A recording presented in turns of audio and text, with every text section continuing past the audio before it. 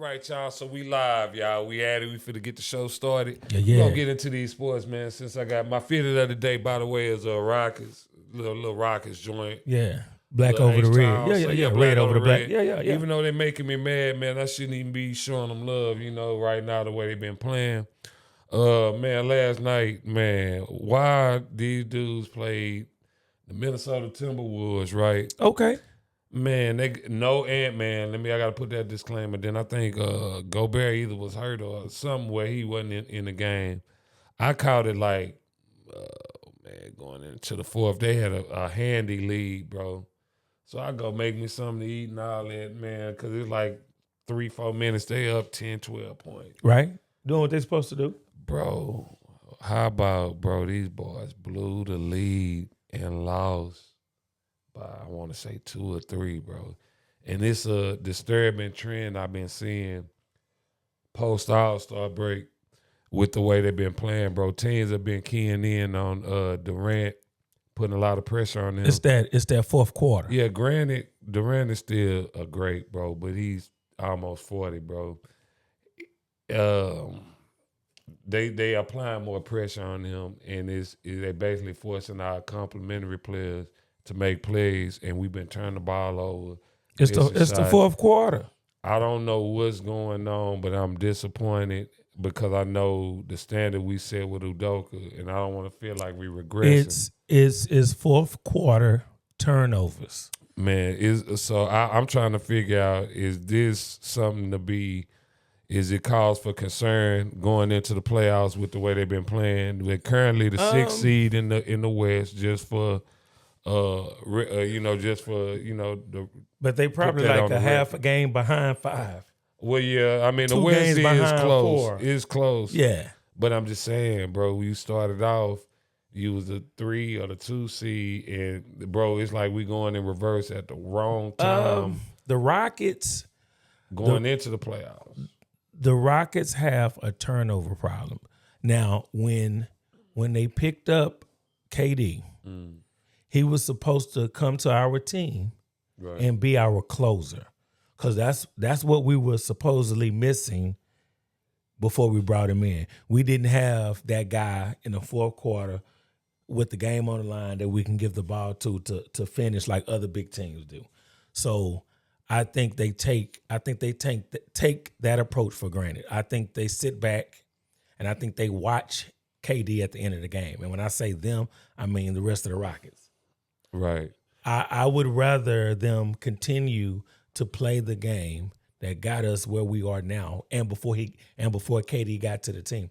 Play your game and just let KD complement the team. Yeah. I think they do sit around in the fourth quarter and they watch him, and they expect him to be the dude, where it should be a team effort regardless. Yes, I couldn't agree more on that, man. And just to go a little further, I feel like at this age, he's I look at him and LeBron the same window, where they're still excellent players for their age, still top athletes. Yeah, absolutely. But at this age, man, to really get maximum KD, maximum LeBron, or players of that magnitude, you need your complementary pieces to be able to make plays and not have to put that burden and that shoulder on LeBron or in this case, let's just say KD. Yeah.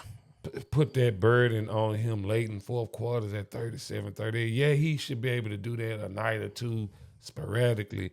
But these last 10, 11 game sample size I've seen, it's like it's like he almost got to revert back to 26, 27 prime KD for us to be effective when he shouldn't have to be. But even if we had him 10 years ago. Nah, he could shoulder the load back 10, 12 years. It don't matter. The reason why those type of players do well is because of the team. If the team that you're playing against only has to focus on you, I don't care if it was KD 10 years ago, he still wouldn't be able to do what he did back then. Right. When he was with Golden State, the reason why he was effective at the end of the game is because you had players on that Golden State team that could do certain things. outside of KD, and they wasn't watching KD. The Rockets are watching KD. They're watching him, and they're like, okay, it's fourth quarter. Let's just get a ball to him. He's our guy. That's not how you use a superstar. You still do what you do. You still do what you do. Thompson, if you're a slasher, you still do that. Yeah. You know what I'm saying? And then when you do what you do, KD is still going to be effective. Yeah. But when you focus on KD and nobody else is pulling their weight, it's an easy loss for the Rockets. Yeah, every time. It's and we have games in pocket. On top of the turnovers. I think we've taken just another side note too. I think a lot of our problems is on the defensive side too. I think we've taken a step back. We've regressed a little bit from last year, and it's starting to show late in games. Like I say, we collapsed and lost pretty any other team. We used to keep teams under 100. Yeah, and not even that. It's just not being able to hold the last 2 to 3 minutes is disturbing. Is that we losing games in that stretch of the game with those type of a lead, bro. So I think defensively we taking a step back. But I understand about defense, but do you truly think it's just the defense? If you look at the first quarter points, second quarter points, third quarter points, fourth quarter points, our fourth quarters is terrible. Yeah. But see, again, I hate to harp on it and beat a dead horse, but that's where a guy like Fred VanVleet, what he brings is sorely missed this year. Being able to, with having him being able to set the table, set the offense, KD can be max KD. Not for me, man. Not for me. No, I disagree. I don't believe, I'm not going to make him the scapegoat. Ooh. Like if we had VanVleet. No, VanVleet is not the scapegoat, but he sets the offense to where it's not all on KD, no, bro. You are a professional player. It's not rocket science. Don't turn the ball over. But so bro, you mean if so they, you mean if to they tell keep you mean pressuring to, but you one mean to player, tell me nah. Bro, they watch the last few games. It don't bro. matter. It don't matter. You are a professional athlete. It don't matter if you. It's a lot of teams that don't have a prototypical point guard, and they don't turn the ball over. Stop turning the ball over. But then that goes to coach, and they need to scheme up stuff. It ain't about the coach. The coach can't play. I'm telling you what it is. Stop turning the ball over. But you're turning the ball over because you traps. Over dribbling, not playing your role. Because if you was careless with the ball, then it would be turnovers the entire game. Yeah, it's not the entire game. I need you to during pinpoint the whole game. But it's the fourth. It's quarter. highlighted more in the fourth. But they've been having turnover problems all year, bro. Look at the games. First, second, and third quarter, they averaging anywhere from 28, 32 points a quarter. Yeah. Sometimes 33, 36 in a quarter. Then you get to the fourth quarter, it's an extra eight turnovers on top of being an extra 8 turnovers. They probably scored 12 points in the fourth quarter, 16 points, and then 9 of those points is KD's. But the turnovers, and all that is they're locking in to KD. We don't have and they giving the ball to KD. Table setter, bro. KD shouldn't. That's what I'm saying. At this age, he shouldn't have to be. Bro, they paying you money, right? Nah. Reed should be able to play in the fourth quarter and not turn the ball over. You can't. I agree with that. Thompson, he's not a great shooter, but stop turning the ball over. He shouldn't have the ball. Sagoon shouldn't be handling the rock like that. At grind my gear when I see him bringing the ball up. Yeah, he can touch it when they go down on offense. I can see them using him like they used to use Dream. Like make sure he touches it. A quick action. Yeah, make sure he touches it. Here too. But you bringing the ball up because you think it's 2026 and that's what post players do now. Nah. I will say this. Nah. In defense of VanVleet and his impact, I'll say this. When VanVleet was running the point last year, we were actually one of the best teams as far as protecting the ball and not turning the ball over. Whereas this year, Without him the whole season, we're actually one of the worst. But he teams. doesn't. But even So when he that was, speaks to his but stability. even when he was on the team, in securing the ball, even when he was on the team, the ball is not in his hand 100% of the time. But it's most of the time in that fourth quarter. But the difference between this year and last year we didn't have KD, and even though we had Jalen Green, there was no quote unquote fourth quarter guy to give it to. Everybody was still playing a role in the fourth quarter. Now they're no longer playing that role. I think that actually worked better for what we was trying to do as a team. That which leads to my next question. But my only issue with the last year team. Do you think, which leads to my question, do you think that maybe we should have kept that original team we had and kept growing with the youth? No. Did we jump the gun early going for older KD? No.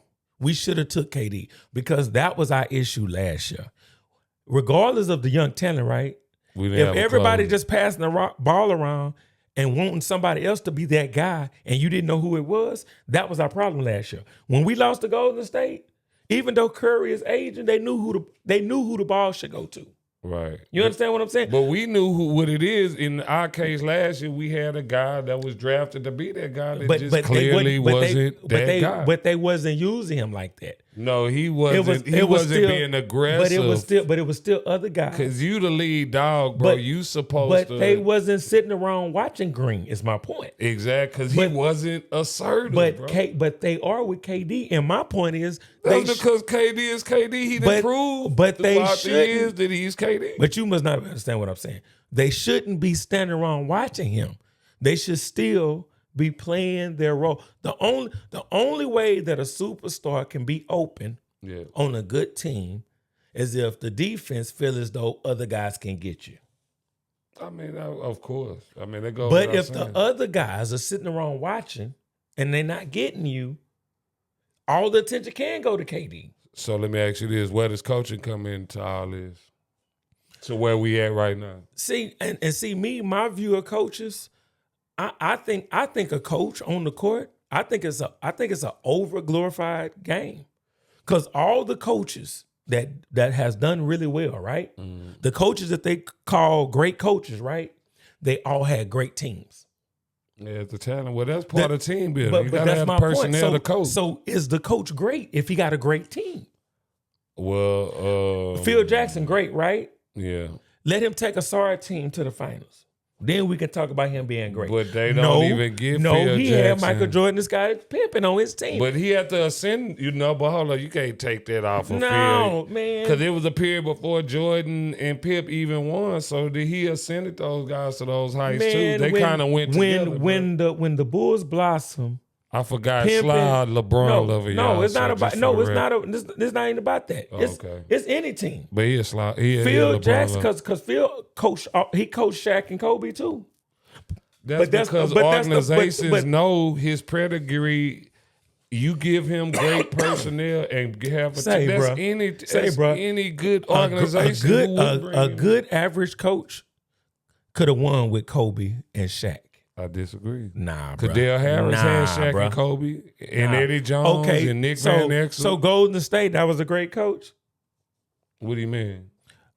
Golden State right now, they coach right now. He a great coach? I mean, for a title, say he is. But look at the team he has. But that's who he inherited. But that's my point. But you still got to coach him, bro. But if he wasn't the right coach, they wouldn't have won no championship. I'm telling you, a coach only look as good as the players that's on the court. Yeah, but you still got to be able to coach what you got, bro. Nah. Hey, so we can go on and on about this. He don't agree that coaching plays a part, y'all. Coaching plays a part, but let's say a coach tell you to do the right thing and you don't execute. Is it the coach's fault? Yeah, because it's your job. Nah, see, you didn't hear what I just said. It's your job as a coach. Because a coach can't play for you. So I'm listening to what I'm saying. If a coach tell you to do the right thing, right, and you don't execute that, is that the coach's fault or is that the player's fault? I say it's mostly the coach, because your job again as a coach is if this guy ex-player, you're trying to coach him a certain way, and it's not relaying to him your job as a coach. You a coach. You coach. Like, okay, this not working for you.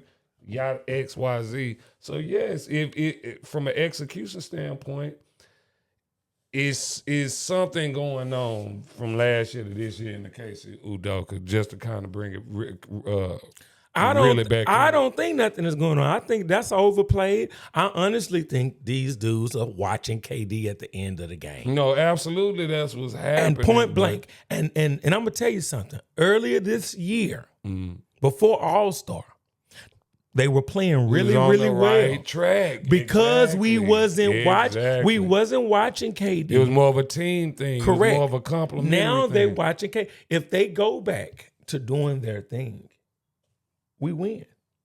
We went from being a team that was pushing the top 3 in the NBA. Yeah. And I'm not talking about the record. I'm talking about when we were playing them. League-wide. No, when we were playing the Spurs. No, I got you. When we were playing OKC, when we were playing Denver, we were pushing them to the brink. Yeah. Regardless if we won or lost, it wasn't an easy. Correct. It wasn't an easy win. Now they just beat us. They trashing us. Yeah. So it's something going on. The only person really that we don't have that we had before is a rebound guy. And you can't tell me. Capella? No, a rebound guy. Play for OKC. Steven Adams. He played last year for us. But you can't tell me he is the missing link. But ever since we lost Adams. Defensively, yeah, he's But since we lost Adams, it's terrible. Yeah, it's been a fall off, especially defensively. Yeah, it's definitely been. But to me, like I said, okay, we don't have Van Fleet, right? You a professional athlete, right? You play the guard position, right? Stop turning the ball over. We need a stabilizer, bro. But stop turning the ball over, though. That's what I'm saying. And then the thing about you act like they're not unforced turnovers. Most of them are off of doubles, bro. Nah. Something is not all of them. I didn't see it. As soon as he crossed half court, they hitting him with the trap action. Okay, so you trapping, right? So that means you got 3 defensive players left for 4 players. Somebody open. But if you watching KD, you're not open if you're watching. Yeah. If you're not ready to shoot. I get where you. You know what I'm saying? Yeah. Because the truth of the matter is the teams that are winning, Denver, OKC, the Spurs, they're not watching their superstar. Yeah. They're not watching. Everybody in unison on them type of teams. SGA, they're not just watching him. Even though at the end of the game, they know it's going to him, cool. But you know why? You know why he looks so good? It's because as a team, they can't just double him. Yeah. Because he's gonna find that guy. When it come to the Spurs, to me, the Rockets used to match up real well against the Spurs, right? But the guys, the Spurs, the Spurs, they just play hard, man. And they playing in sync. They play playing hard. like we played last year. Like as far as team wise, everybody cohesive. Because they got a guy. Wemby peaking. We didn't have a guy. Yeah, Wemby peaking and yeah. Just don't. If you don't turn the ball over, we have the team right now to where we can compete. And they're not complete. They're not competing. Yeah. We and the thing is, why just blame the coach? Because if you bring in another coach, we're not looking for another coach. Why does it have to be the coach's fault if they're not executing? Because it's not his fault that they're turning the ball. Your job is to identify, like, of course, throughout the 82 game season, you're going to incur problems and things like that. But your job is to make the necessary adjustments as you see these problems keep arising. Yes, you're getting paid to figure out what's the wrinkle, what's changed from this point in the season to what's this. If I got to look at tape, if I got to break down, damn, the defenses are doing this every time I cross that. Yes, some of it has to be adjustments in coaching if it's the same thing repeatedly happening, bro. I can see the adjustments, but I'm still from a place where the players, they have to take care of business. Ultimately, they are the final product of and nobody can dissect a game. Yeah. and follow the coach's order from A to Z, because every No, game, things happen in correct, games, different right. variables. So, Yeah. and that's when the coach is out the equation, No, absolutely. and it falls solely on Like the coach player. can't hit your free throws, or if you're a bad free throw shooting team, the coach can't, like, either you can shoot free throws or you can't. Or he's setting you up to get good looks and you're not hitting. Yeah, Or you dribbling down the court and you turning the ball over. yeah. And even if he takes you out and puts somebody else in there, the new guy, he turned the ball over too. Yeah. My thing is, Rockets, fourth quarter, whatever you were doing the first three, continue doing in the fourth. Yeah, we gotta And have at least consistency. 80% of those games that y'all done lost, y'all would have won. At least 10, 15 games. The fourth quarter for the Houston Rockets are terrible, man. Yeah, absolutely. I couldn't agree more. So we're going to leave it there on that. Hey, y'all, 79er gang. Hey, what y'all think, man, about the Rockets? Latest woes. Hey, can it be fixed going into the playoffs? Man. Or, hey, what's y'all solution? We'd love to hear from you in the comments. So y'all Yeah. tap in, and we'll catch you on the next segment of the 79ers podcast. Yes, sir. Yep. Oh.